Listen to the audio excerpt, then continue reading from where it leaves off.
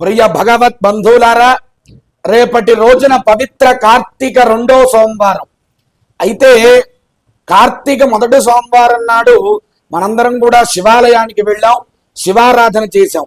అయితే ఈ 2వ సోమవారం నాడు అందరూ తప్పకుండా చేయవలసినటువంటి 5 క్రియలు, 5 పనులు ఉన్నాయి. ఆ 5 పనులేంటో మనం తప్పకుండా ఈ వీడియో ద్వారా తెలుసుకుందాం.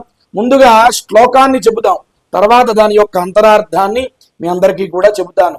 శివ పూజా కరాహ శివాలయ కథాంగ్రయ శివార్పితలసత్ఘ్రాణ నైవేద్యాస్యావద జిహ్వకాః శివ ధ్యానైక హృదయ నతే దుఃఖస్య భాజనం తేషాం హి సఫలం జన్మకృతార్థాః శాంభవోత్తమాః.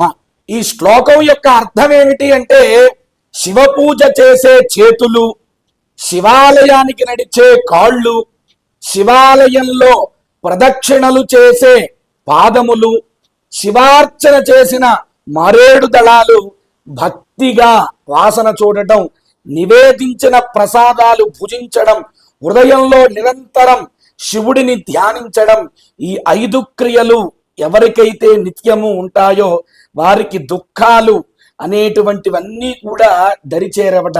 అలాంటి భక్తవత్సలుడు భోళ శంకరుడు పరమేశ్వరుడు. ఇటువంటి పరమేశ్వరుని ధ్యానిస్తూ శివాలయానికి వెళ్ళి ఈ 5 క్రియలు, 5 పనులు అందరూ కూడా చెయ్యండి.